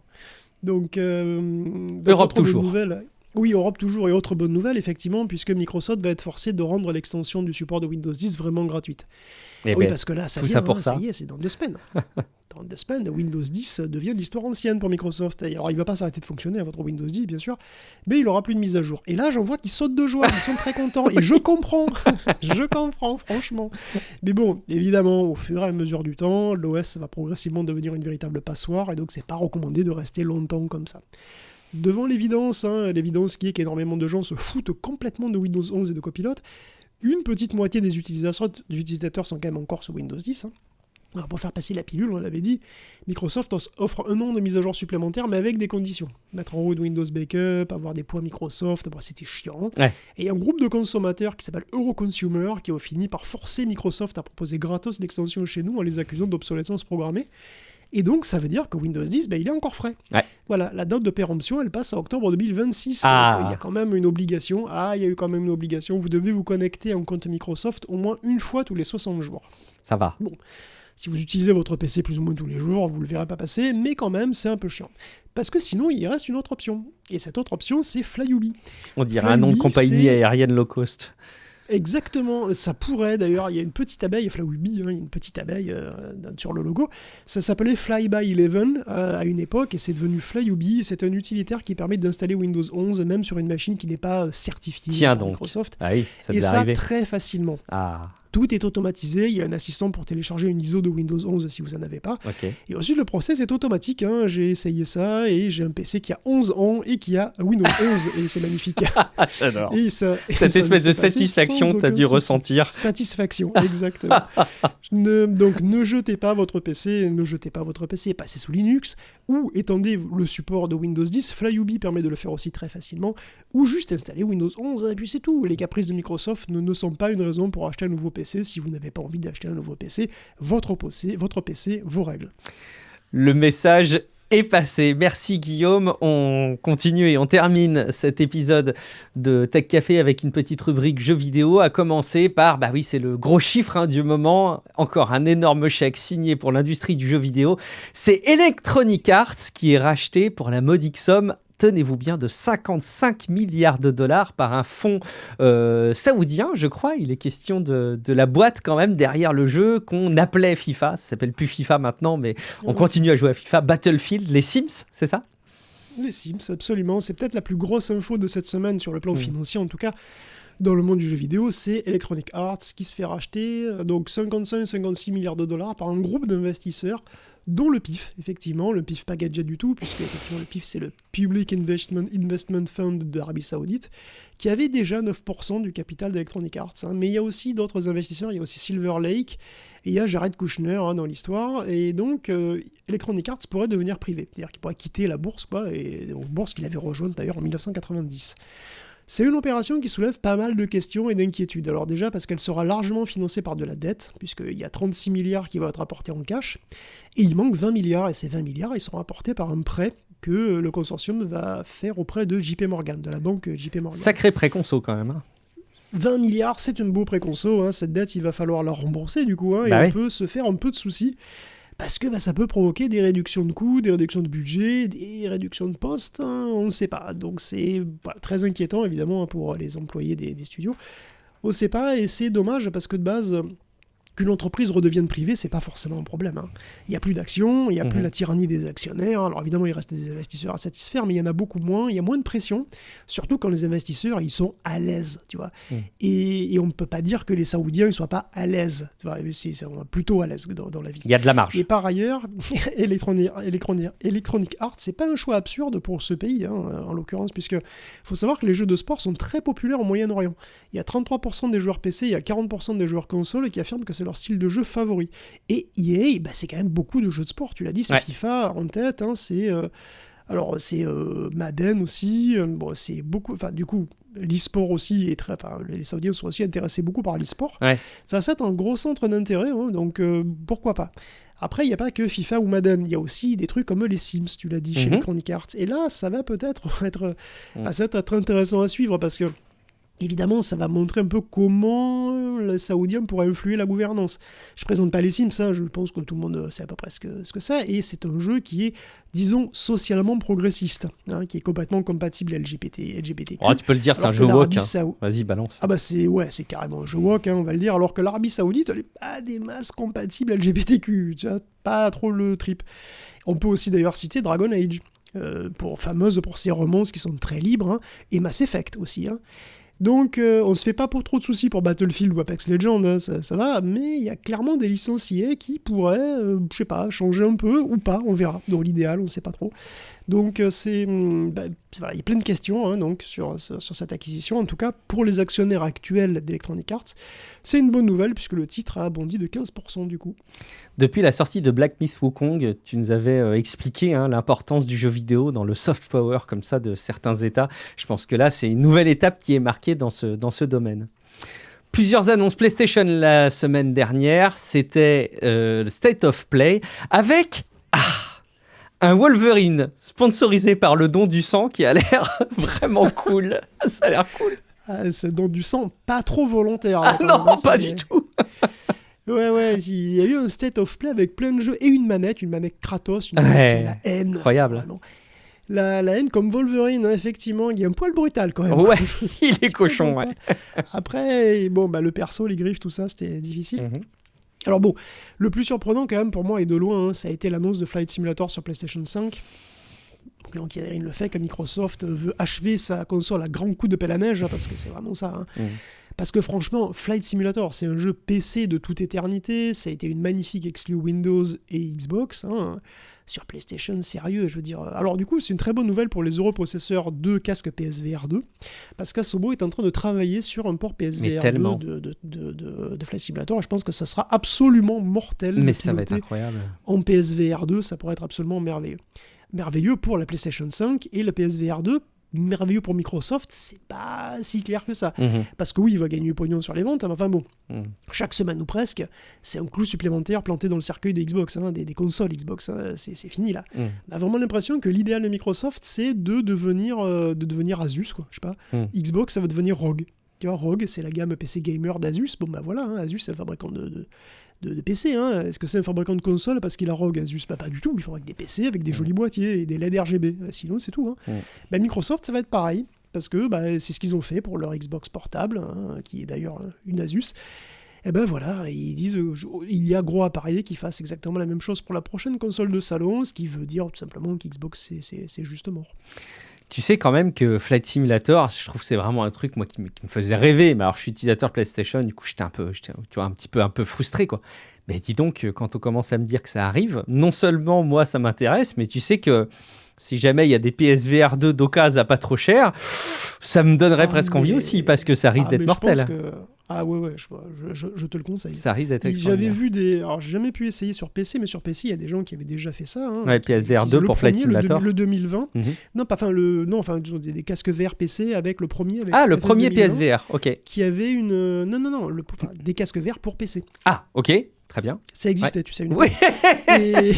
Valve notamment, non en avait un, je crois. Valve en avait, oui, bien sûr, mais tout le monde en a fait, tout le monde en a fait. Okay. Et bon, ça avait l'air vraiment, vraiment très, très cool. Hein. Ouais. Déjà sur le 2020, qui avait une compatibilité VR.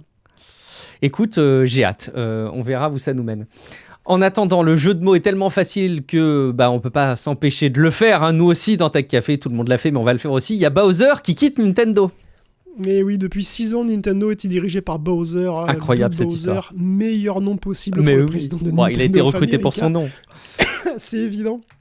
Non, en fait, c'est un vieux de la vieille, mais il va prendre sa retraite à la fin de l'année, après 6 ans à la tête de la division américaine. Mais d'ailleurs, bonne période. Hein. Il a supervisé des projets majeurs, la sortie des Switch quand même, puis les parcs à thème aussi, et les films. Donc voilà, il a commencé sur Donkey Kong en arcade. C'est vraiment un beau truc. C'est Devon Pritchard, qui est actuel vice-président exécutif de Nintendo of America, qui va lui succéder. Et puis il y a Satoru Shibata, qui est directeur exécutif à Kyoto, qui deviendra également le CEO de la branche américaine. Alors apparemment... Voilà, je sais pas, le CEO, c'est pas le même que le président, que celui qui dirige, je sais pas, c'est un bordel, on s'en fout, je connais pas leur organigramme, mais bon voilà, donc en tout cas, Bowser s'en va, avec ou sans Peach, je ne sais pas. Pichounette. C'est quand même marrant de voir qu'il quitte Nintendo juste après la mise en place des tarifs douaniers par Trump, à croire que ça l'a peut-être fatigué. On termine avec un petit clin d'œil Steam, un profil un peu particulier, Guillaume. Je sais pas combien t'as de jeux Steam. Alors, très bonne question, j'en ai quelques dizaines. Tu sais, je me jette sur les énormes promos parfois, de temps en temps. Puis j'ai pas le temps d'y jouer, forcément. Mais t'en as pas tant que ça, finalement. Ça, c'est une news qui va plaire à Steven, puisque Sonic's Legend, c'est son pseudo, détient officiellement plus de 40 000 jeux payants sur Steam. Ce chiffre pourra atteindre 50 000 d'ailleurs. Incroyable. Il continue à acheter, c'est un truc de malade. Il a un back catalogue, le mec.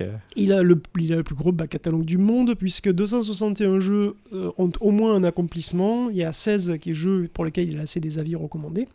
Donc il a un backlog absolument monstrueux. Il en wishlist beaucoup aussi. S'il jouait sur 2500, s'il terminait les 2500 jeux les plus joués, ça lui prendrait 7 ans non-stop. Oh là là. Il a tous les jeux modernes payants, Sonic's Legend, et il joue à Alien Swarm, qui est un jeu gratuit un peu... Pas très joli, mais probablement très fun. Un jeu gratuit de 2010. Et il a passé 551 heures sur un jeu gratos, alors qu'il a tous les jeux modernes payants du monde. L'histoire ne nous dit pas s'il a Balatro, par exemple. Tu vois, moi, j'aimerais savoir s'il a balado dans la liste. J'imagine qu'il Évidemment qu'il a balado. Évidemment. Merci beaucoup Guillaume. Si vous avez apprécié l'épisode, je vous invite à nous laisser un avis sur Apple Podcast ou Podcast Addict, comme Fenou qui a mis 5 étoiles. Merci de nous informer, on passe toujours un bon moment, c'est toujours un plaisir de vous écouter. Merci beaucoup. J'avais mentionné récemment des avis négatifs quant à l'orientation dite politique de Tech Café. Entre-temps, au passage, il y a Monté qui est la personne qui est derrière la chaîne YouTube Linguisticae qui a diffusé une vidéo assez longue qui répond à une interpellation qui lui est a priori souvent faite et qui est souvent faite à pas mal de streamers d'ailleurs, leur reprochant qu'il parlerait trop de politique. Donc j'ai trouvé cette vidéo évidemment excellente et très à propos par rapport au sujet que j'abordais. Je vous la mets dans les notes de l'épisode et sur techcafé.fr. Et puis en attendant le prochain épisode, Guillaume, où est-ce qu'on te retrouve ? Alors, on ne va pas me retrouver la semaine prochaine, hein. Ça va vous faire des vacances un petit peu. un break d'un Guillaume. Mais je reviendrai la semaine d'après, hein, plus frais que jamais, bien sûr. Mais alors du coup, tu nous dis quand on va te retrouver, mais tu nous dis pas où on peut te trouver. Non, moi je serai comme moi je sais. Tu sais ? Ouais, je vais le balancer aux auditeurs. Je suis sûr que je te retrouverai en train de fouiller dans tes prises CPL pour essayer de réparer ton installation chez toi, mais j'en dis pas plus. C'est un petit souci de CPL ce soir, effectivement. Allez, pour ma part, retrouvez-moi peut-être le plus simple sur YouTube, un live chaque vendredi matin de 10h à midi, également sur Twitch. J'ai eu mes premiers subs, incroyable. Je suis affilié Twitch, donc vous pouvez venir subber la chaîne et puis me transmettre vos primes. Vos primes, c'est les abonnements Twitch que vous avez gratuitement si vous avez un abonnement Amazon Prime. Donc voilà, ne les laissez pas à Jeff Bezos et puis faites-vous le rappel de venir un vendredi matin en live pour me confier votre Prime. Je serai ravi de l'accueillir. Merci beaucoup pour votre fidélité. Rendez-vous dans quelques jours avec ou sans Guillaume Poggiaspala dans un nouvel épisode de Tech Café. Ciao à toutes et à tous. Ciao à tous.